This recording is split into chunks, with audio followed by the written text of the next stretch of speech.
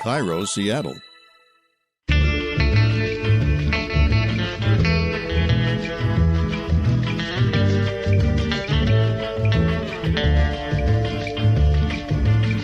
I'm Rachel Bell, and this is Your Last Meal, a show about famous people and the stories behind the foods they love most. Today on the program, John Oates, as in Hall Oates, as in the one who had the big fuzzy caterpillar living on his lip for most of the 1970s and 80s. Things changed after I shaved my mustache. I was like kind of freed from the shackle of my facial hair. Hall & Oates is the kind of band that you go see live and you realize that you know every single song, and every single song is a hit. We're talking Maneater. We're talking I Can't Go For That. We're talking You're a Rich Girl, which, do you remember that song had a bad word in it that they would play on the radio? The B word. And that just felt like, that snuck through. Like, I always was stoked on that as a kid. Hall & Oates have sold 40 million records. They are in the Rock and Roll Hall of Fame and the Songwriters Hall of Fame, and they are the best-selling music duo in history. So I started thinking about famous food duos. Ketchup and mustard, peanut butter and jelly, and the ultimate arranged marriage, salt and pepper. They're always together, but why? When and why did they become the standard table seasonings? I consult with Professor Ken Albala, who teaches food history at the University of the Pacific in Stockton, California. Salt and pepper were not originally a couple. And Jenny's Splendid Ice Creams has been churning out funky flavored ice creams years before charcoal, ash, honey, tahini, lavender became a mainstream flavor that even your grandma likes to order with bee pollen on top. In fact, founder Jenny Brittenbauer single-handedly started the salted caramel ice cream craze. Or is it caramel? I don't know. Caramel? But Jenny is here to talk about how music influences her ice cream flavors. I would say that music influences almost everything that we do. But first, my conversation with John Oates. The one with the mustache. Oh, I'm so sorry. I hung up on you when I tried to take you off the speakerphone. That's okay. I'm used to being hung up on. Sorry. That's all right. John Oates and Daryl Hall shared songwriting duty, but it was John who came up with the lyrics to one of their most famous songs, Maneater. I remember being a kid and just like losing myself in Maneater, being at my neighbor's house and dancing all over the living room. I think we were 4 years old. What? This is crazy. Maneater is the first song that I remember liking as a kid. And I was so into it. And my strongest memory is being at my neighbor's house and watching trees, like pine trees, through the window, sort of in the dark, and it looked kind of like a monster, and I thought the song was about a monster. That is so funny. Yeah. Wow, yours was scary. Mine was joyful. We still unite. On Wikipedia, it says Maneater is a metaphor for New York City. She'll chew you up, she'll spit you out. But in John's memoir, Change of Seasons, he says the song is based on one actual woman. So I was sitting at a hangout in Greenwich Village where we all used to hang out. It was a very kind of hip place. And this gal came in, and she was absolutely drop-dead gorgeous, and she had a foul mouth, and her beauty and her vulgarity kind of was inspiring. Let's put it that way. And that's where she would chew you up and spit you out came from? Exactly. I walked away from that night and just said, man, that girl she's on a whole other level, and she would chew you up and spit you out, and it clicked. And went, oh, she's a man-eater, of course. And I went, boom, and that was it. This woman is just walking around, living her life. She doesn't have any idea that this number one song is about her. She may. At this point, I haven't spoken to her in years, so I wouldn't know. Oh, it's somebody that you knew. It wasn't just like somebody you met one night and then never saw. I knew her. Yeah, she was a very top model at the time in New York. A very, very famous person. John was born in New York City into a multi-generational Italian-American family. What was eating like growing up? My grandmother ran the kitchen. No one was allowed in there except for me, because I was the firstborn son in an Italian family, and that's an exalted position. So I was allowed to be in there. She would always give me the first meatball. She would speak to me in Italian, which I didn't really understand anything she said, but I kind of did. I was a little prince, so to speak, and she made lasagna. She used to make her own lasagna flats and lay it out on the bed on a sheet to dry, and our holiday dinners were always Italian. They were lasagna, spaghetti, or usually macaroni, rigatoni with meatballs and sausage, real basic Southern Italian peasant food. And do you keep any of those traditions alive with your own holidays, having Italian-American food? Yeah, we actually, absolutely. We don't have a lot of traditions with our family. We have a son who's 23, and every Christmas we make lasagna together. That's what we do. We make a point of it, yep. Oh, I love that. And so do you make the noodles from scratch, too, just like your grandma? No, I'm not that hardcore. No. We buy the noodles, but we make everything else. Nice. I didn't mean to lasagna shame you there, by the way. No, you did. I'm really, it's ruined my day. Thanks. I'm so sorry.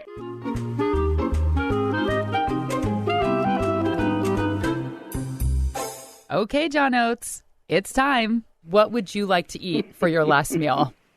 Oh, I'm so boring. A ribeye steak and ice cream. Do you make steak, or do you like to go out for it? No, I can cook a steak. I've taken some time to perfect my grilling technique, but I'd rather go out and have somebody make it for me. But I always look for a good steakhouse because it's a kind of meal when you're traveling on the road that if you find a really good steakhouse, you're very seldom disappointed. So it's one of those things. Whereas if you try to find a good Italian restaurant and you're in Iowa or Kansas, perhaps you may not find one. Or it might be not quite up to what you think it should be. But a steak, you can usually find a good one. And what's your favorite kind of ice cream? Real ice cream with butter and sugar and, none of this like fake, holistic, healthy crap. Haagen-Dazs, Ben & Jerry's. Jenny's is pretty cool in Nashville. It's kind of a boutique-y ice cream, but it's really good. All right, so you say none of this fake stuff. Has that entered your personal freezer? Why do you have this opposition to fakey low-fat ice cream? Because my philosophy for eating is if you're going to have something, eat the best version of it. Just do it in moderation. And that's the secret. It's more of a European way of thinking. If you're going to have bread and butter, don't use margarine, just use butter. But just don't eat a lot of it. And if you're going to have ice cream, eat really good ice cream, but just eat a little bit. And that's how I think. John Oates wants a ribeye and full-fat ice cream. None of that fat-free stuff for his last meal. And later in the show, we're going to get into the ice cream. Jenny of Jenny's Splendid Ice Creams tells me what flavor she'd create if she was in a room soaking up the sweet, sweet sounds of Hall Oates. But you can't have dessert until you have your dinner. So after the break, we're going to learn the history of salt and pepper. And I'll share my unpopular opinion on the ubiquitous pear. We'll be right back.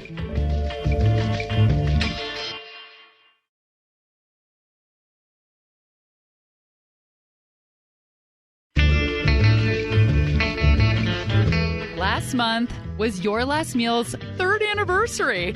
I don't know what you give as a gift. Is it aluminum or tacos? What is the 3rd gift? It's a dry pasta. Oh, I'm happy with that.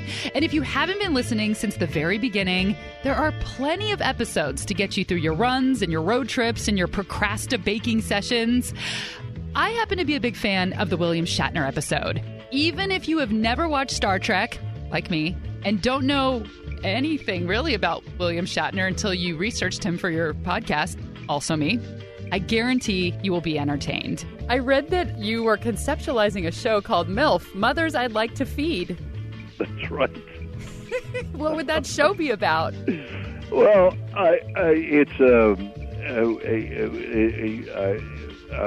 I'm about to say something that it doesn't wouldn't look good in print. And after having him on the show, we are all in love with fashion designer Isaac Mizrahi. She also just makes wonderful sort of newfangled muffin ideas. Because nothing is a muffin anymore, by the way. It always has to be like some hybrid between a muffin and a scuffin and a muffin and a shuffin and a, right? And nothing, by the way, I was going to say, what's a muffin idea? Oh, you know what I'm talking about. Do not lie and say you don't know what I'm talking about. They don't make the plain old baked goods anymore. Yeah. Like it's a croissini. Right, it's a totally. Croissinta. It's not a croissant. You see what I mean? Which is also your psychic's name, Croissinta. Right, exactly. Boom. So make sure and subscribe so you never miss an episode, and take a second to leave a quick review. It's good for my self-esteem, and it helps others find the podcast. Okay, let's get back to John Oates, the one with the mustache. You have been playing music for a very long time, and you've been playing music with Daryl Hall for a very long time. A lot of people can't keep a marriage, a friendship, let alone a band together that long. How do you keep this relationship together? What is your secret to playing music with someone for so long? Well, let's see. There's a number of things. One thing is if you grow up together and you kind of have a shared history, it's like more like being a brother in a family than it is a musical partner. And we got together as friends. We didn't really get together to kind of set the world on fire and become, a big hit-making machine. The bedrock of our relationship is that. And the other thing is, and now, we live completely separate lives. We live in different parts of the country. We have different interests outside of music. So I think it's a combination of the yin and the yang, we just have these personalities that seem to mesh. You know who else seems to mesh? Who else is yin and yang? Another duo that has billions of number one hits together? Salt and Pepper. And no, we're not talking about Salt and Peppa, P-E-P-A. We are talking about Salt and Pepper, the seasonings. Those fools are always together, and we just blindly sprinkle them both on our food like it's the gosh darn law. Have you ever stopped to wonder why salt and pepper are the default seasonings in the United States? Why doesn't every table have a shaker of cinnamon or cumin? Ken Albala has some answers. He's a food scholar and a professor of food history at the University of Pacific in Stockton, California. I've been curious for years about how salt and pepper came together. It's on the table at every home, every diner in America. And I think a lot of people don't think twice about how they got there. So how did salt and pepper get into this arranged marriage? Salt and pepper were not originally a couple. Originally, salt alone would appear on a table, and usually in a salt cellar, and you would add salt at leisure, however you wanted in the course of a meal, or the person who was carving your food would offer it on the end of the knife and put a little bit on your plate. So salt is the universal condiment. It's a basic flavor. It's one of the few flavors that's pure, and the idea that you could add it at your discretion was, of course, that people have different levels of tolerance for salt on their palate. Pepper wasn't introduced to the West until the late Middle Ages, in the 12th or 13th century.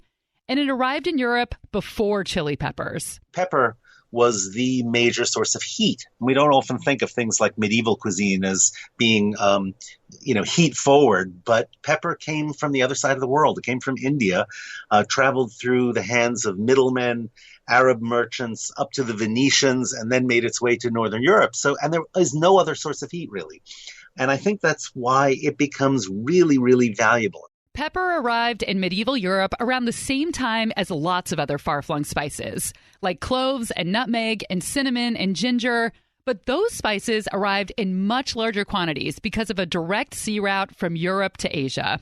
So pepper was more scarce, which means it was more expensive, which means people got to look fancy and important when they served a dish with a bunch of little black specks on top. You guys couldn't see it, but I was just doing air pepper grinder. If you think watching a dude do air guitar is dorky, watch a lady do air pepper grinder. So pepper became more important than all those other spices. And you see them appearing in cookbooks, and cookbooks start to appeal to ordinary housewives rather than just the court. And I think what happens is their value gets diminished precisely because anyone can do them. If you're an elite person and suddenly you see someone right below you being able to use all these spices in their food, you're going to say, oh, well, that's not so special anymore. I have to come up with something else. If you offer a dish that has a lot of pepper on it, then you're clearly, you can flaunt it. But pepper still wasn't available on the table in a little shaker next to the salt. It was added to food back in the kitchen. It wasn't until salt and pepper shakers were invented around the 19th century that you were given the option to add it to your own meal. And then it just becomes ubiquitous. And I think the appeal of it is that salt gives you an absolute basic flavor. Pepper gives you the heat. There might be sugar on the table, although that's been banished to desserts. Mostly it'll go in your coffee or tea or other beverage. And those are all basic flavors. I think in some cultures you'll also find a basic sour. You'll find vinegar on the table or a lime juice or something like that to perk up. It's not so much a couple as four basic flavor things that will go on virtually anything in a way that ginger really doesn't go with everything. Cinnamon, you wouldn't, although they did sprinkle it on their chicken with sugar in the Middle Ages, but it's really not something that you would think, oh, this dish is missing something. I think it needs a little cinnamon. That's just not a modern way of thinking. We banish cinnamon to the end of the meal. Spices have always been big business. You know, it's big in the trade world. It has all to do with money. So skipping ahead to the 19th century where you start seeing salt and pepper on tables in America and in the salt and pepper shakers, is there some company that might have been responsible for that? You know, just the reason that I'm assuming Tabasco was on every table was because they just gave free samples and did a lot of marketing. That's my assumption. Is it the same thing when it comes to salt and pepper on tables? Was there like a company you think that kind of pushed this? You know, I don't know the details of that, but I would be willing to bet you $100 right now that a company started selling those little glass salt and pepper shakers. And then every restaurant said, oh, we need to have these on the table. They may have even given them away in order for you to get, keep buying the salt and pepper from them or something like that. And I'm just guessing here, but I'd be willing to bet that that's the case. This may be an unpopular opinion, but if salt and pepper were in couples therapy and I was their therapist, I might encourage a divorce. Rachel. I know. After a lifetime of just automatically sprinkling pepper on my food just because it's there and it seems like I'm supposed to, and every recipe just tells you to put it in, I realized something. I don't really like pepper that much. I stopped putting it on my food a long time ago. Like, I very rarely use it because the pre-ground stuff, the really powdery pepper, that always tastes musty to me. And when I crack fresh pepper on a dish, I always end up biting into a little chunk and it overwhelms all the other flavors and takes over my entire mouth. And pepper isn't a neutral flavor like salt. Salt makes a food taste more like itself. Salt makes sense.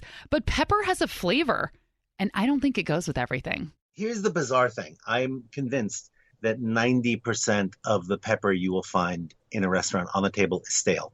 And it's awful. Yes. And it just doesn't have flavor. And I think white pepper is really vile. I think it's always stale. It's very barnyardy. Ugh, it's just got this nasty kind of aroma to it. It might be good if it's fresh. I don't know. But if you take really good peppercorns and grind them fresh, coarsely, the flavor is astounding. It's just amazing. And I think maybe it doesn't belong in a shaker on the table pre-ground. Maybe it should be something that the chef uses at discretion, and maybe offers you some on your salad with those, big fancy wooden pepper grinders. But I love pepper, but I almost never will take it if it's in a shaker pre-ground. From the time that it leaves the field until it makes it in your jar and then sits on the shelf for several years, it can be a really long time. It surprises me to hear that pepper is used as something spicy because in this country, even the most spice-afraid grandma in the Midwest is going to be cracking pepper onto her hot dish. So does that have to do with the fact that it might be stale, that it's not considered a spicy spice anymore? It's kind of considered more of just a generic flavor? That is precisely the case. I think when you have good pepper, it should be hot on the tongue. I think if it's coarsely ground enough and you're using enough of it, it'll burn your tongue, which is nice, and that gives you a kind of cheap thrill. And I think, the reason that it becomes universal is because it's flavorless. So since most of our pepper is not very good and it's not providing the heat that it was intended to provide, do you think that we should knock this out and put something new on the table? Do you think we should keep on with salt and pepper, or is it time to make a change? I would love to see a citrus on the table at all times. Me too. A little lime juice on everything would make the world so much better. Obviously, high-end restaurants kind of resent the fact that diners will re-season the food after it comes out, and chefs are insulted by that, in a sense. There are restaurants that don't even include salt. I tend to like things salty, so I would be really sad if there weren't salt on the table. But I think I'm trying to think of what's always on my table. There's always salt and pepper. Often lime and some kind of chili sauce. But that's a good start, I think. I'm the same with you. I was just thinking, though, like if you wanted a powdery version of something acidic, I think sumac would be good to have on every table. Sumac is gorgeous. Oh, my God, yes. Or anardana, which is pomegranate seeds ground up. It's red. It's similar to sumac in a way. Or mango powder, which is amchur, you find in Indian cuisine. Or I've been doing this for a long time. I have a Meyer lemon tree in my backyard, and I pickle those, just throw them into salt and pickle them, then take them out, cut them up, dehydrate them, grind them. So I've got this like salty lemon powder, which is so addictive. I don't know why that's not a universal condiment. It's so good. What do you guys think? Are you happy with the status quo? Does salt and pepper fulfill all of your needs? Or is there another spice or another flavor that you always have on your table? I would love to know. Send me a message through Instagram at Your Last Meal Podcast. Aaron, are you down with the S&P? I love me some S&P. Yeah? I put I'm one of those like auto pepper guys. Never was. And I had a friend in high school that I made fun of because he put pepper on everything. Now I'm that guy. That's a weird thing to make you were a pepper bully. I was a pepper bully. Okay, who's ready for dessert? When we come back, we're having ice cream. Now, I wasn't going to talk about ice cream in this episode because we have covered it so many times on this podcast because it turns out ice cream's good and people want it for their last meal all the time. But then, totally randomly, I saw an article in the New York Times from maybe 2012 that was talking about how music inspires the flavors over at Jenny's Splendid Ice Creams. And John Oates loved Jenny's, so you see how it all went together? And I booked that interview. And when we get back, you're going to hear it.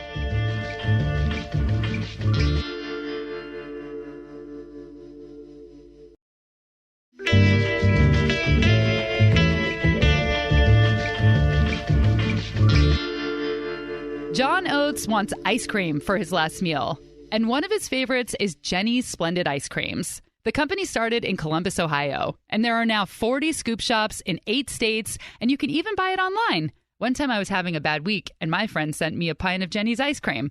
You could be that friend, too. I started when I was 22 years old, and I'm going to be 46 this month. I love to say now, looking back on my long life, that I've never worked for anybody else. I left art school. I was studying art and art history at Ohio State University to make ice cream. I had started working at a French pastry shop, fell in love with pastry. It led me to ice cream, and I kind of combined my art and ice cream together. I realized also that ice cream is about scent. And I had been kind of playing around with scent. Even, vanilla is from a flower and it's a scent. It's not a taste on your tongue. So I got really excited about ice cream. And that was in 1995. I opened my first ice cream shop in 96. And it was in an indoor public market. And I just started using ingredients from the farmers and all of the other merchants to make ice creams. And when you first started, were you doing interesting flavors, which we're all used to now, but were not really heard of back then? Oh, yeah. I think it actually took me a full decade before I made my first vanilla ice cream. I mean, I was making white chocolate Marcona almond and rose petal I made, or basil honey and pine nuts, lots and lots of flowers. Lang Lang, which to this day is one of my favorite ice creams. We actually have it out right now in our stores. And it's a big white flower from the Philippines, but it's almost like a spicier version of vanilla. And I mean spicy like spicy. It's kind of exotic tasting. It's just beautiful. Is it true that you started the salted caramel trend in ice cream in the United States? Well, it's funny because I made my first batch of salted caramel. I mean, it was what I started with in 1996. I had worked for a French pastry chef, and when I was trying to start my ice cream company and I was telling him about it, he was like, oh, you need to do a salty caramel. And where I'm from, in Brittany, the caramel is salty. And I was like, wow, that's amazing. That sounds awesome. Like I had salty licorice before, like from Norway, but I didn't realize you could make salty caramel. So she started making caramel and adding a bunch of extra sea salt, not realizing that French caramels are not really that salty. Jenny says the salted caramel flavor she created is way saltier than what the French pastry chef probably had in mind and is not very close to a, quote, authentic French caramel. That was really what it was based on, is my mistake in his translation, or him translating into English what the caramel was like where he was from. And I thought it was salty. And that became my number one flavor very quickly, and really the flavor that we were known for so long. And we still make it the exact same way with open fire in our kitchen, and actually pretty dangerous to do it that way. And that flavor has been copied by boutique ice cream shops across the country. I know for a fact that it is also the number one flavor at Molly Moon's here in Seattle. It is a flavor that I don't think Americans used to like, that like very salty, intense flavor with sweets. But now we are all used to it and we can't get enough. Now, I don't know what music Jenny was listening to when she cooked up her first batch of salted caramel, but there's always something on when she and her staff are developing new flavors. I mean, we'd have giant boom boxes just sitting somewhere, and every room would have a different soundtrack. So I remember one time we were blowtorching marshmallows, and I think we had Schubert playing. A lot of times we would do different classical music for whatever reason, those marshmallows just almost feel like you're doing ballet because you have to like lean in very long and reach the blowtorch over the table and you probably put up one of your legs while you're doing it. I mean, it's pretty funny. Now I feel like we listen to a lot of Rolling Stones. We listen to a lot of Bill Withers. Billie Eilish comes up a lot. Lizzo, of course. When it comes to how we build a flavor, I do think in top, middle, and base notes. And so you always want to kind of ground it in something that's richer or sort of heavier and then end with something lighter. But you want that sort of contrast in the ice cream. You want flavors and scent playing off of each other. So I understand you're a Hall & Oates fan. Oh, yeah. Well, yes. I think it's so wonderful. Aren't we all? Yes. So if you were going to be in a room inspiring a flavor, listening to Hall & Oates, what do you think you might come up with for a flavor? I feel like it has to have honey in it. First of all, honey is one of my favorite ingredients. But when I started thinking about Hall & Oates, it's just like that's the color that comes. It's a color thing. A lot of times I'm led by color probably because I studied art. And I think it needs to have some crunch in it, some percussion a little bit. So I don't think I'd put oats in it though. that would be maybe a little too on the nose. Yeah, exactly. But definitely honey-like and crunch, a little salt. I was just thinking honey bunches of oats, which I know we didn't want to do oats, but like having granola clusters or something. Have you had honey bunches of oats recently? Because I have, and I will tell you, they are better than what you remember. They're great. I mean, they're definitely like good for ice cream toppings. I mean, they're very sweet, but like really great. I actually worked with a chef in Atlanta and we made a dessert and we used those and it's pretty great. So yeah, you might be onto something there. Yeah, sometimes you have to be a little on the nose. Yeah, exactly. Oats and honey, they go together like Hall & Oates. That's exactly right. I mean, hey, if it's delicious, that's the first thing. I'm going to have to get this info back to John Oates so that he can then create a song based on this honey bunches of oats ice cream flavor. But on second thought, that honey might make his mustache sticky. I read another excerpt from your book where you said, having a mustache and never smiling became a permanent component of my persona. Can you talk about that? Yeah, I don't know. I look at pictures from the old days, and I've never smiled. I always felt my smile looked goofy. I don't know. It's just this mustache gave me this serious kind of facade, and I guess I just went with it. I don't know why. I'm not like that. I think I'm funny, but maybe other people don't. But I have a good sense of humor, and I like to enjoy life. So things changed after I shaved my mustache. I was like kind of freed from the shackle of my facial hair. Do you have a mustache right now? Yes. I grew it back. A little mustache and a little goatee, so I have this kind of like Spanish thing going on.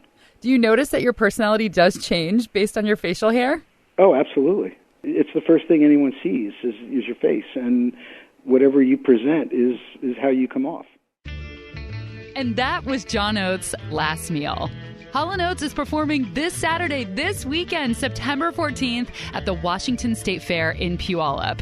And then they leave Washington, and they have a string of September tour dates all throughout the South. Go to hallandoates.com/tour and pick up John's memoir. It's called Change of Seasons. Oh, and I had asked John one other question about the origin of a song's lyrics. I am a big fan of the Hall & Oates song, Sarah Smile, but I always laugh when I hear the first line. There's just something so weird about it. The first line of Sarah Smile is, baby hair with a woman's eyes. What's that all about? Well, it's reality. It's true. Daryl basically wrote most of that song.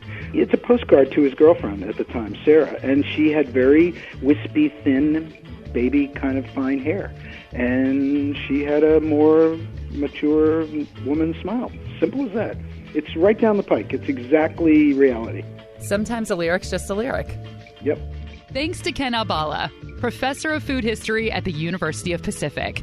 Ken has a cookbook you could pick up. It's called Noodle Soup. Ken made a different noodle soup every day for 2 years, and it includes history along with the recipes. With Hall & Oates, which one's the salt and which one's the pepper? I only got to talk to one of them, so I don't know. But, I mean, John seemed... He's salt of the earth, isn't he? Maybe he is. Maybe Daryl is spicy. Yeah, I think so. I don't know. That's a good question. Thanks so much to Jenny Britton Bauer, founder of Jenny's Splendid Ice Cream. She has a book, too. It's called Splendid Ice Creams at Home. It's a bestseller. It won a James Beard Award. So if you make ice cream at home, make sure and pick it up. You can order the book or a pint or find a shop at jennys.com. It's JENIS. This episode was produced by Laura Scott and me. It was recorded by Aaron Mason and theme music by Prom Queen, who just moved back to Seattle from LA. Did she? So exciting for me as her friend, but also for you. So if you want to see her play, she has a bunch of shows coming up. Just look her up on Google. Prom Queen. You know how the internet works. I'm Rachel Bell, and this is Your Last Meal.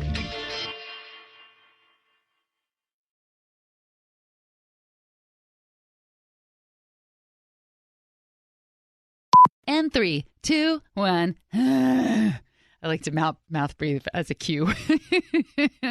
This episode, more than many, I wish we could play freaking Hall Oates in it, but like, there's no way. But it just feels like something's missing. Years before charcoal, ash, honey, tahini, lavender became a mainstay flavor, I'm out of breath. I gotta do that over. Well, thank you so much, John Oates. I really appreciate your time. Okay. Yeah, it was an interesting interview. Thanks. You're welcome. Take care. Bye-bye. Right, we'll see you. Bye-bye. Yep.